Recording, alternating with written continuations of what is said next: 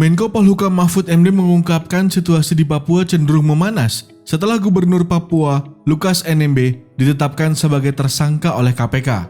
Mahfud mengatakan akan ada demo besar-besaran dengan tema Selamatkan Lukas NMB pada 20 September mendatang.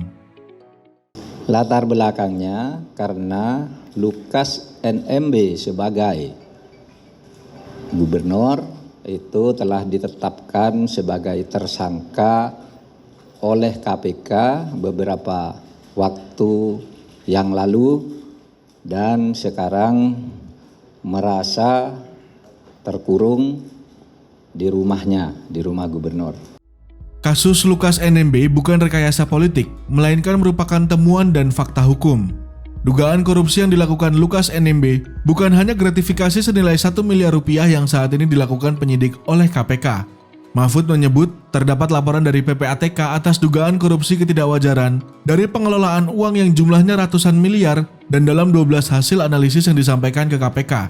Kasus-kasus yang tengah didalami tersebut misalnya dana ratusan miliar operasional pimpinan, pengelolaan PON, hingga manajer pencucian uang.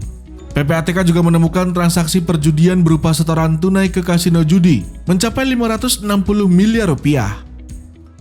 Salah satu hasil analisis itu adalah terkait dengan transaksi setoran tunai yang bersangkutan di kasino judi senilai 55 juta dolar atau 560 miliar rupiah. Itu setoran tunai dilakukan dalam periode tertentu. Bahkan ada dalam periode pendek setoran tunai itu dilakukan dalam nilai yang fantastis 5 juta dolar.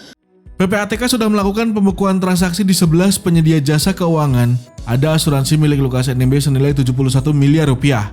Ivan mengungkapkan hal ini dalam kaitannya dengan penetapan Lukas NMB sebagai tersangka kasus gratifikasi 1 miliar rupiah oleh KPK. Meski sudah berstatus tersangka, namun KPK belum bisa memeriksa Lukas.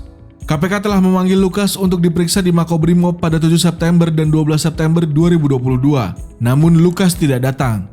Menko Polhukam Mahfud MD mengatakan, kasus gratifikasi itu hanya sebagian kecil dari dugaan mega korupsi yang dilakukan oleh Lukas. Dia mengatakan, ada laporan bahwa politikus Partai Demokrat itu menyimpan duit hingga ratusan miliar rupiah.